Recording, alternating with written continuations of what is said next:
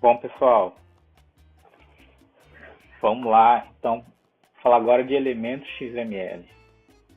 Então, eu tenho aqui uma definição do W3C falando o seguinte: o elemento XML é tudo desde e incluindo a tag de abertura do elemento até e incluindo a tag de fechamento do elemento. E ele me traz esse exemplo aqui desse elemento XML. Olha só, eu tenho lá o elemento chamado price, né? Ele tem uma abertura, tag de abertura, e aí eu tenho uma tag de fechamento e aqui dentro dele eu tenho um conteúdo, né? E aí ele me fala também o seguinte, a W3C: o elemento pode conter texto, atributos, outros elementos ou uma mistura de tudo isso aqui, né? Então olha só, nesse exemplo aqui, que eu tenho o elemento aqui bookstore como elemento raiz, né? Ou elemento pai também, se a gente for falar do relacionamento.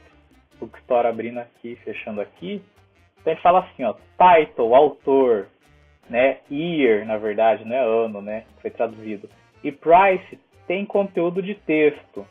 Então todos esses caras têm um conteúdo de texto. O conteúdo aqui é Harry Potter, J.K. Rowling, 2005, 29.99. Então eles são conteúdos de texto desses elementos aqui. Bookstore e book tem conteúdo de elemento porque eles contêm elementos. Então o que ele está dizendo? Bookstore tem conteúdo de elemento porque esses outros elementos todos aqui estão dentro de bookstore. E se a gente pegar o book em separado também, ó, title, autor, year e price estão dentro de book, tá? E ele me diz o seguinte: book tem um atributo, né, que é o category, né? Então, tanto esse book aqui como esse tem este item aqui, que é um atributo, que o nome do atributo é category, e cada um tem um valor diferente, né? O valor desse category aqui é tilde e o valor desse web. Um elemento sem conteúdo é chamado de elemento vazio, né? Então, a gente já tinha comentado sobre isso. Então a gente pode ter um elemento vazio desse jeito ou pode ter uma tag de auto-fechamento, né? Que eu só tenho o nome dela e tem uma barra aqui. Então, ó, eu tenho algumas regras de nomenclatura. Isso aí veio lá do W3C, tá? Então os nomes dos elementos são case sensitive. O nome dos elementos deve começar com letra ou sublinhado. Os nomes não podem começar com as letras XML ou XML, né, com essa combinação de letras. Os nomes dos elementos podem conter letras, números, hífens, sublinhados e pontos. Não podem conter espaços e qualquer nome pode ser usado sem as palavras reservadas, né? No caso XML aqui. Aqui eu tenho um exemplo de vários nomes diferentes de elementos, ó. Esse aqui está usando iniciando com uma letra.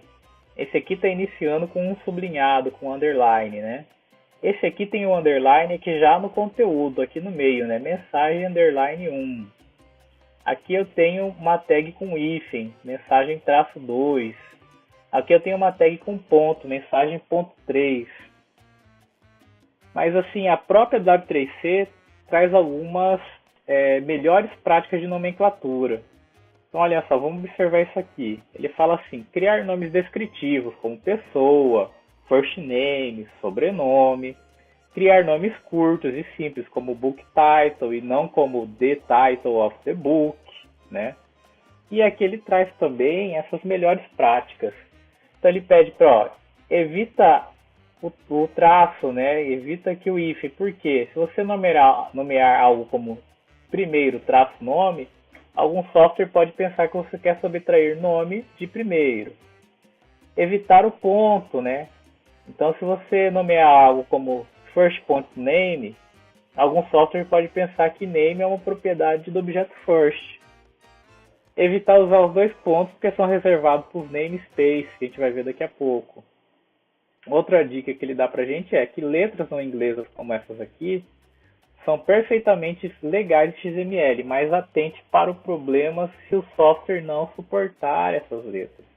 Então é interessante a gente verificar isso também.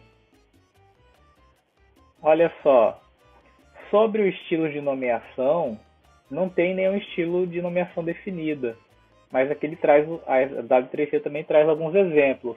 Usar todas as letras em minúsculo, todas em maiúsculo, usar o sublinhado para separar a palavra.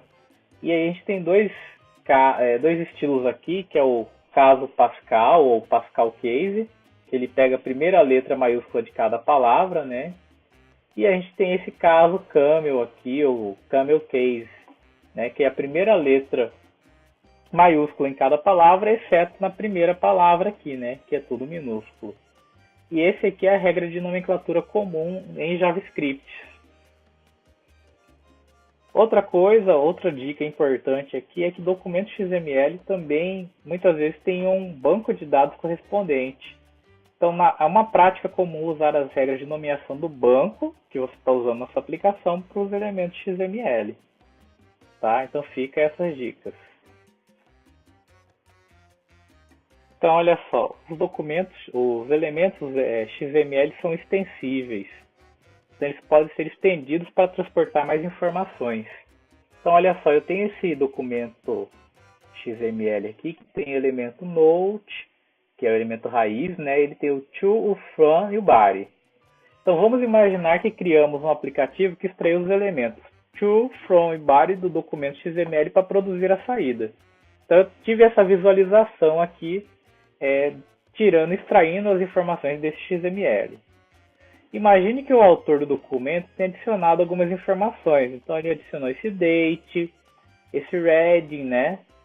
O aplicativo irá parar de funcionar? Não. O aplicativo ainda deve ser capaz de encontrar os elementos to, from e body no documento XML e produzir a mesma saída. Essa é uma das belezas do XML. Então olha só, apesar do documento do arquivo XML ter sido criado alguns outros elementos a mais, esse aplicativo que está puxando essas informações ainda vai conseguir puxar essas informações, mesmo que o meu documento XML tenha recebido outras informações extras, tá? Isso é uma funcionalidade importante do XML. Olha só, atributos. Elementos XML podem ter atributos assim como lá na HTML. Esses atributos são projetados para conter dados relacionados a um elemento específico. Para o gênero de uma pessoa, o elemento person pode ser escrito assim, ó. Então eu tenho lá, ó, person, gender, female, né? Ou assim, person, gender, female com apóstrofo, né? Aspas simples ou aspas duplas. Se o próprio valor do atributo contiver aspas duplas, você pode usar aspas simples, ó. Então, olha só, eu tenho aqui um elemento chamado Gangster, que tem o atributo name, e aqui ele tem lá, entre aspas simples, um nome, né? Abriu aqui, fechou aqui, e lá no meio eu tenho uma aspas duplas. Ou você pode também usar aquelas entidades que a gente tinha comentado de caractere, né? Para representar, nesse caso, as aspas duplas. Elemento versus atributos. Isso é um ponto muito importante, tá? Na hora de eu montar o meu documento, meus elementos, como que eu vou montar isso? Então, olha só, vamos observar esses exemplos aqui.